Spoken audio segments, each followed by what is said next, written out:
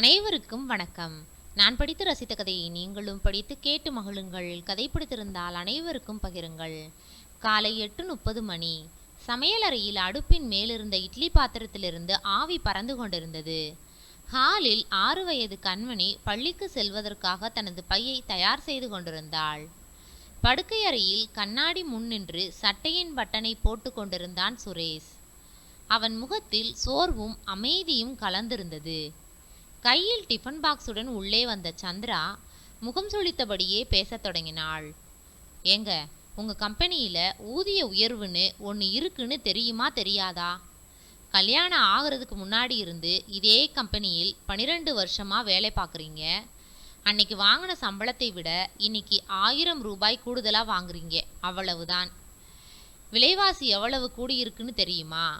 Current bill எவ்வளவு ஏறி இருக்கு தெரியுமா? மளிகை காய்கறின்னு எல்லா விலையும் ஏறிக்கிட்டே இருக்கு. இது எதுவுமே உங்க கம்பெனி முதலாளிக்கு தெரியாதா என்று கத்தினாள். சுரேஷ் பதில் ஏதும் சொல்லாமல் தனது பையை எடுத்துக்கொண்டான். அறையிலிருந்து வெளியே வந்தான். ஏதாவது பேசினால் இன்னும் கோபப்படுவாள் என்று நினைத்து கொண்டு நான் போயிட்டு வருகிறேன் என்றான். சந்திராவின் கோபம் குறையவில்லை.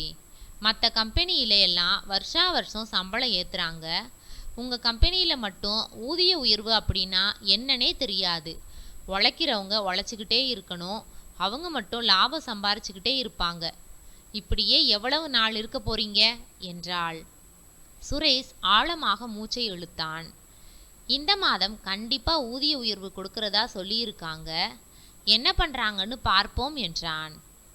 சந்திரா கிண்டலாக சிரித்து கொண்டே, இந்த டயலாக்கை நான் எத்தனை வருஷமா கேட்குறேன்னு உங்களுக்கே தெரியும் என்றாள்.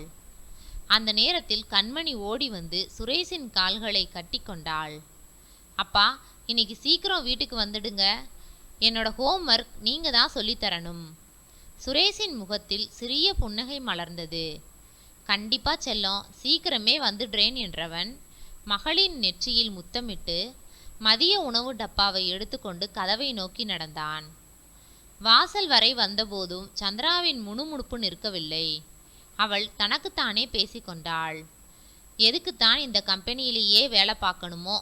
வேற கம்பெனியே இல்லையா? இவர் கொடுக்குற சம்பளத்தில் குடும்பத்தை நடத்துறது எவ்வளவு கஷ்டம்னு இவருக்கு மட்டும் தெரியவே தெரியாது. அவள் சொன்ன வார்த்தைகள் நடந்து சென்று கொண்டிருந்த சுரேஷின் காதில் தெளிவாக விழுந்தன. ஆனால் வழக்கம் போல எதுவும் பேசாமல் மனதில் ஒரு பாரத்துடன் கம்பெனியை நோக்கி நடந்தான்.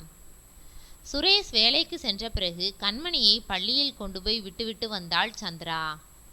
கணவரின் மீதான கோபம் சந்திராவிற்கு கொஞ்சம் கூட குறையவில்லை. சமையலறையில் கழுவாமல் கிடந்த பாத்திரங்களை வேகமாக கழுவி முடித்தாள். துணிகளை துவைத்தாள். வீடு முழுவதும் சுத்தம் செய்தாள்.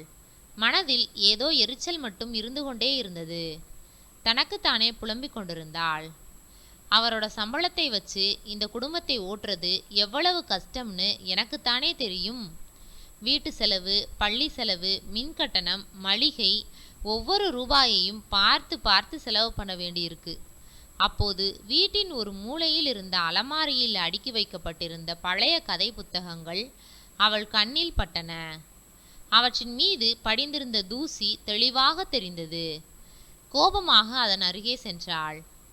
சம்பாதிக்கிறதுக்கு வழி இல்லை, ஆனா கதை புத்தகம் வாங்குறதுக்கு மட்டும் காசு இருக்கு. இதெல்லாம் எப்போ வாங்கினாரோ, எதுக்காக இன்னும் தூக்கி போடாம வச்சிருக்காரு? வீட்டில் இடத்த அடைச்சிக்கிட்டு கிடக்குது. இதை எடுத்து அவர் படிச்சு நான் பார்த்ததே இல்லை. இதையெல்லாம் அள்ளி பேப்பர்காரனுக்கு போட்டால் கொஞ்சம் பணம் கிடைக்கும் என்று முணுமுணுத்தபடி ஒரு புத்தகத்தை எடுத்தாள். தூசியை பலமாக தட்டினாள்.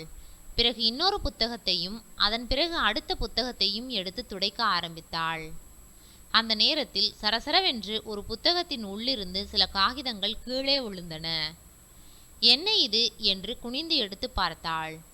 அடுத்த நொடியே அவளது முகத்தில் இருந்த கோபம் மறைந்து அதிர்ச்சி குடிகொண்டது. அது சாதாரண காகிதங்கள் இல்லை. 100 ரூபாய், 200 ரூபாய் என்று வெவ்வேறு மதிப்பில் வாங்கப்பட்ட லாட்டரி டிக்கெட்டுகள். ஒரு புத்தகத்தில் மட்டும் இல்லை, ஒவ்வொரு புத்தகத்தை திறந்தபோதும் அதற்குள் மறைத்து வைக்கப்பட்டிருந்த லாட்டரி டிக்கெட்டுகள் ஒன்றன் பின் ஒன்றாக வெளியே விழுந்தன. சந்திராவின் கைகள் நடுங்கின. இவ்வளவு லாட்டரி டிக்கெட்டா? இதெல்லாம் சுரேஷ் வாங்கினதா?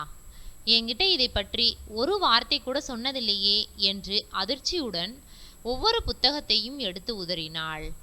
உள்ளே இருந்து பல டிக்கெட்டுகள் கீழே விழுந்தன. அனைத்து புத்தகத்தையும் எடுத்து பார்த்தாள். பிறகு சந்திரா தரையில் சிதறி கிடந்த லாட்டரி டிக்கெட்டுகள் அனைத்தையும் ஒன்றன் பின் ஒன்றாக எடுத்து ஒழுங்காக அடுக்கி வைத்தாள். பிறகு அவற்றை ஆண்டு வாரியாகவும் மதிப்பு வாரியாகவும் பிரித்தாள். 100 ரூபாய், 200 ரூபாய், 300 ரூபாய் என்று ஒவ்வொரு டிக்கெட்டின் விலையையும் ஒரு நோட்டில் எழுதி கூட்ட ஆரம்பித்தாள். கூட்டி முடித்ததும் மீண்டும் ஒரு முறை சரிபார்த்தாள். அவள் கையில் இருந்த பேனா நழுவி கீழே விழுந்தது. 2 லட்சமா? அவளால் நம்பவே முடியவில்லை. கிட்டத்தட்ட 7-8 ஆண்டுகளாக சுரேஷ் வாங்கி சேர்த்து வைத்திருந்த லாட்டரி டிக்கெட்டுகளின் மொத்த மதிப்பு 2 லட்சம் ரூபாயை தாண்டி இருந்தது. அவளது கண்கள் கோபத்தில் சிவந்தன. பேங்க் வேலை, அரசு வேலை பார்க்கக்கூடியவராக இல்லை என்றாலும் ஒழுக்கமானவர் என்று நினைத்து இவருக்கு கழுத்தை நீட்டினேன்.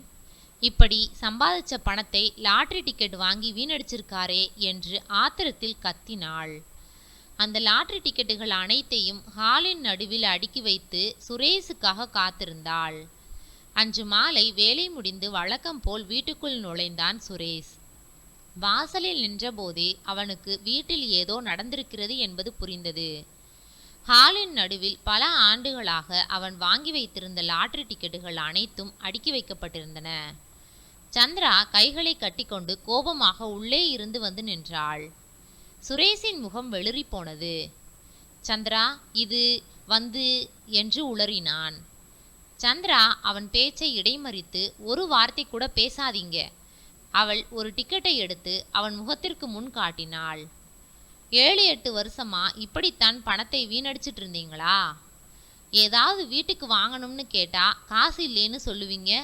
ஆனா லாட்டரி வாங்க மட்டும் காசு இருந்துச்சா என்று கத்தினாள். சுரேஷ் அமைதியாக தலையை குனிந்தான். நான் சொல்றத கொஞ்சம் கேளு என்று மெதுவாக கூறினான். ஆனால் சந்திரா கேட்க தயாராக இல்லை. உங்களை மாதிரி ஆளு கூட என்னால ஒரு நாள் கூட வாழ முடியாது. உழைப்பை நம்பாம அதிர்ஷ்டத்தை நம்பிட்டு வாழ்க்கையை ஓட்டுறீங்க. உங்களை நம்பினதுதான் நான் செய்த முதல் தப்பு. நீங்க என்னை ஏமாத்திட்டீங்க. அவளது குரல் நடுங்கியது. உடனே அறைக்குள் சென்று தனது துணிகளையும் கண்மணியின் உடைகளையும் ஒரு பையில் எடுத்து வைத்தாள். கண்மணியின் கையை பிடித்து கொண்டு வெளியே வந்தாள். வாசலில் நின்று சுரேஷை ஒரு முறை பார்த்தாள். இனிமேல் நான் என் அம்மா வீட்டில் தான் இருக்க போறேன். எப்ப நீங்க செய்தது தவறு என்றும் இனிமேல் இதை செய்யக்கூடாதுன்னு உங்களுக்கு புரியுதோ அப்போ வந்து பேசுங்க என்று கூறிவிட்டு கண்மணியுடன் வீட்டை விட்டு வெளியேறினாள். என்ன செய்வதென்றே தெரியாமல் சுரேஷ் அப்படியே உறைந்து போய் நின்றான். வாசல் கதவு மூடிய சத்தம் மட்டும் வீட்டில் எதிரொலித்தது. அவன் பார்வை தரையில் இருந்த லாட்டரி டிக்கெட்டுகள் மீது விழுந்தது. அவன் மெதுவாக ஒரு டிக்கெட்டை கையில் எடுத்தான். அவனது கண்களில் கண்ணீர் வழிந்தது. மறுநாள் மாலை வேலை முடிந்ததும் நேராக தனது மாமியார் வீட்டிற்கு சென்றான் சுரேஷ். வாசலில் நின்றவனை பார்த்ததும் சந்திராவின் முகம் இறுகியது. எதுவும் பேசாமல் உள்ளே சென்றாள். சுரேஷ் மெதுவாக உள்ளே வந்தான். சந்திரா, நடந்ததையெல்லாம் மறந்துடு, வீட்டுக்கு வா, நாம் அமைதியா உட்கார்ந்து பேசலாம் என்றான். சந்திரா முகத்தை திருப்பி கொண்டாள். பேசுறதுக்கு எதுவும் இல்லை. நான் எடுத்த முடிவில் மாற்றமில்லை. ஒரு தடவையாவது நான் சொல்றதை முழுசா கேளு என்றான்.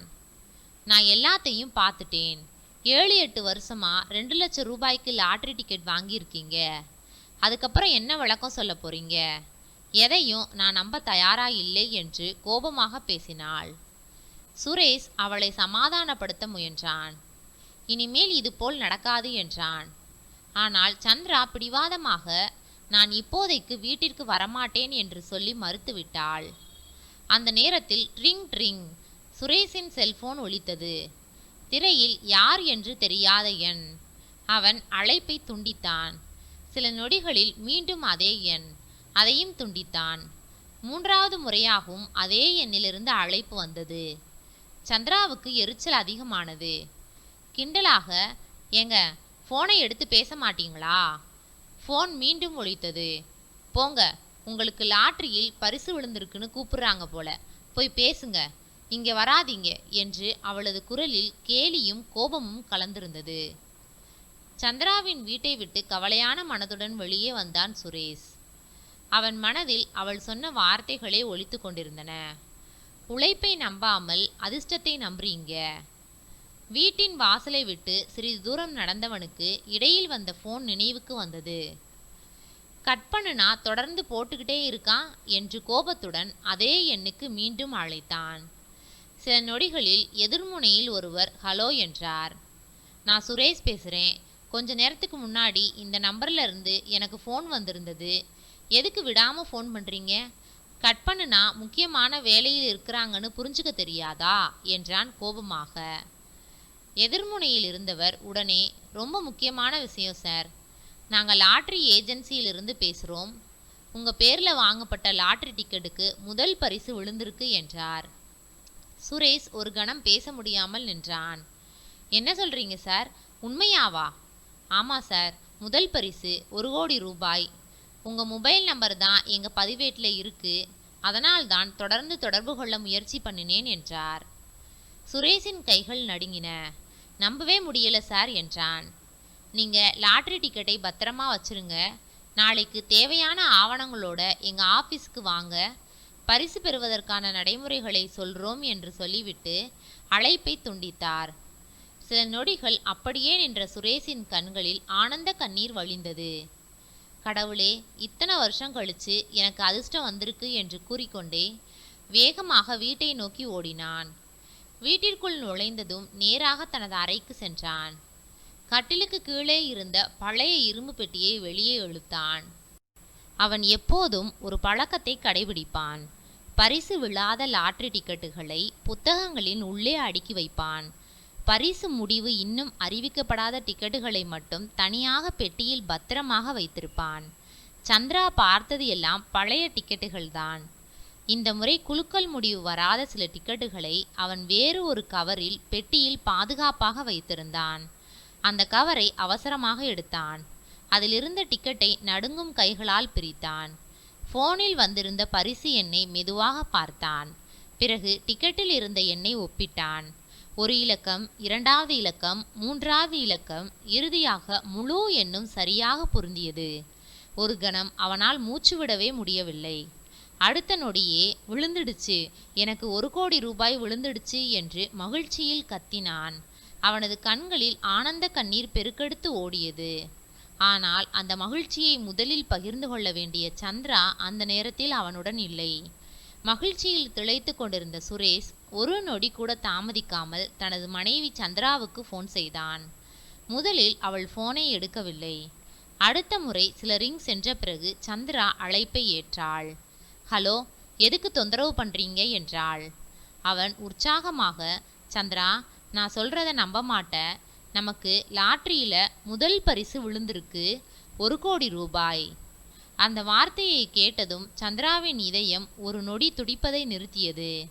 ஆனால் சந்திரா கோபமாக, என்னை வீட்டுக்கு வர வைக்கிறதுக்காக 1 கோடி அது இதுன்னு பேசிக்கிட்டு இருக்கீங்க, நான் அங்கே வரமாட்டேன் என்று உறுதியாக சொன்னாள். இல்லை சந்திரா, நான் உண்மையாக தான் சொல்கிறேன். நீ கிண்டலா சொன்ன, அது உண்மையாயிடுச்சு. அங்கே வரும்போது ஒரு ஃபோன் தொடர்ந்து வந்துக்கிட்டே இருந்துச்சுல, அது எனக்கு 1 கோடி பரிசு விழுந்திருக்குன்னு சொல்ல தான் கூப்பிட்டுருந்தாங்க என்றான். 1 கோடி ரூபாயா என்று மனதிற்குள் மகிழ்ச்சியில் துள்ளினாள். ஆனால் அந்த மகிழ்ச்சியை வெளியில் காட்டிக்கொள்ளவில்லை. குரலை கடினமாக மாற்றிக்கொண்டு பேசினாள். அதுக்கு என்ன இப்போ? அந்த பணத்தையும் லாட்ரி டிக்கெட் வாங்கியே செலவு பண்ண போறீங்களா என்றாள். அவள் இன்னும் கோபமாக இருப்பதை உணர்ந்த சுரேஷ் அமைதியாக பேசினான். இல்லை சந்திரா, இனிமேல் என் வாழ்க்கையில் ஒரு லாட்ரி டிக்கெட் கூட வாங்க மாட்டேன். இந்த 1 கோடி ரூபாயை வாங்கிட்டு நமக்கும் கண்மணிக்கும் நிம்மதியான வாழ்க்கை அமைச்சிக்கலாம். தயவு செய்து வீட்டுக்கு வந்துடு என்றான். சந்திரா சில நொடிகள் அமைதியாக இருந்தாள். அவள் மனம் வீட்டிற்கு போக சொன்னாலும் கோபம் அதை ஏற்கவில்லை. அதெல்லாம் என்னால் வர முடியாது, நீங்கள் சொல்கிறத நான் எப்படி நம்புறது என்று சொல்லிவிட்டு அழைப்பை துண்டித்தாள். ஃபோனை கீழே வைத்ததும் அருகில் இருந்த அவளது அம்மா கார்த்திகா அவள் அருகில் அமர்ந்து என்ன பேசுகிறாள் என்று கேட்டுக்கொண்டிருந்தார். அவள் பேசியது அவருக்கு புரியவில்லை. என்னம்மா, மாப்பிள்ளை என்ன சொன்னாரு என்று கேட்டார். சந்திரா நடந்த விஷயத்தை முழுவதுமாக சொன்னாள். அனைத்தையும் கேட்டவர் சற்று யோசித்துவிட்டு மெதுவாக பேச ஆரம்பித்தார். அம்மா, கடவுளா பார்த்து உன் குடும்பத்துக்கு ஒரு நல்ல வழியை காட்டியிருக்கார். உன் கணவர் செஞ்சது தப்புதான். குடும்பத்துக்கு தெரியாம இவ்வளவு வருஷம் லாட்ரி வாங்கியதை நான் சரின்னு சொல்ல மாட்டேன், ஏத்துக்கவும் மாட்டேன். ஆனா அதிர்ஷ்டம் கை கொடுக்கும்போது எதுக்கு இன்னும் பிடிவாதம் பிடிக்கணும்? அவர் இனிமேல் லாட்ரி வாங்க மாட்டேன்னு சொல்றாரே. மனுஷன் தப்பை உணர்ந்து திருந்துறது தான் முக்கியம். போ, உன் கணவர் வீட்டுக்கு போ, குழந்தையோட சேர்ந்து நிம்மதியான வாழ்க்கையை வாழ பாருங்க என்றார். கார்த்திகாவின் வார்த்தைகள் சந்திராவின் மனதை மெதுவாக மாற்ற ஆரம்பித்தன. அவள் எதுவும் பேசவில்லை. அவள் கண்களில் இருந்த கோபம் கொஞ்சம் கொஞ்சமாக குறைந்து அவளிடம் ஒரு புதிய நம்பிக்கை பிறந்தது. 2 நாட்கள் கடந்தன. சுரேஷிடமிருந்து எந்த அழைப்பும் வராததால் சந்திரா மனதிற்குள் தவித்து கொண்டிருந்தாள். என்ன ஆனாரோ என்ற கவலை அவளை வாட்டியது. அன்று மாலை சுரேஷிடமிருந்து மீண்டும் அழைப்பு வந்தது. சந்திரா, ஒரு பிரச்சனை என்றான். என்னங்க, என்ன பிரச்சனை என்று கேட்டாள். அவள் குரலில் பதற்றம் தெரிந்தது. பரிசு தொகையை வாங்க கேரளா போகணும். அதுக்காக 4 நாள் கம்பெனியில் லீவு கேட்டேன். ஆனால் கம்பெனியில் லீவு தர முடியாதுன்னு சொல்லிட்டாங்க. அதனால் லாட்ரி புரோக்கரே டிக்கெட்டை என்கிட்ட கொடுங்க, நான் பணத்தை வாங்கி உங்களுக்கு கொடுக்குறேன்னு சொல்கிறாரு என்றான். அதை கேட்டதும் சந்திரா பதறிப்போனாள். ஏங்க, உங்களுக்கு அறிவுன்னு ஒன்று இருக்கா? அவர்கிட்ட டிக்கெட்டை கொடுத்துட்டா, பணத்தை வாங்கிட்டு அவர் கண்காணாத இடத்துக்கு போயிட்டா என்ன பண்ணுவீங்க? இந்த காலத்தில் யாரையும் கண்மூடித்தனமாக நம்பக்கூடாது. லீவு கொடுக்கலைன்னா என்ன, நம்மளால் லீவு எடுக்க முடியாதா? நான் வீட்டுக்கு வரேன், நாம் 2 பேரும் சேர்ந்து நேரில் போய் பரிசு தொகையை வாங்கிட்டு வரலாம் என்றாள். சுரேஷ் சில நொடிகள் அமைதியாக இருந்தான். கம்பெனியில் சொல்லாம எப்படி போறது என்றான். பெரிய கம்பெனி, 10 வருஷமா ஒரே சம்பளம். இந்த கம்பெனியே வேண்டாம். பணம் வந்த பிறகு ஏதாவது கடை வைத்து அதை பார்த்து கொள்வோம் என்றவள், இனி நீங்கள் லாட்ரி டிக்கெட் வாங்கக்கூடாது என்றாள். நான் சொல்வதைத்தான் கேட்க வேண்டும், அப்போதுதான் நான் வீட்டுக்கு வருவேன் என்றாள். அவன் மெதுவாக சிரித்தான். சந்திரா, இனிமேல் நீ சொல்றதை மட்டும் தான் கேட்பேன். இதை நான் வாக்குறுதியா சொல்றேன். நீ உடனே வீட்டுக்கு வா என்றான். அந்த வார்த்தைகளை கேட்ட சந்திராவின் மனம் நிம்மதி அடைந்தது. அன்றே அவள் கண்மணியுடன் வீட்டிற்கு திரும்பி வந்தாள்.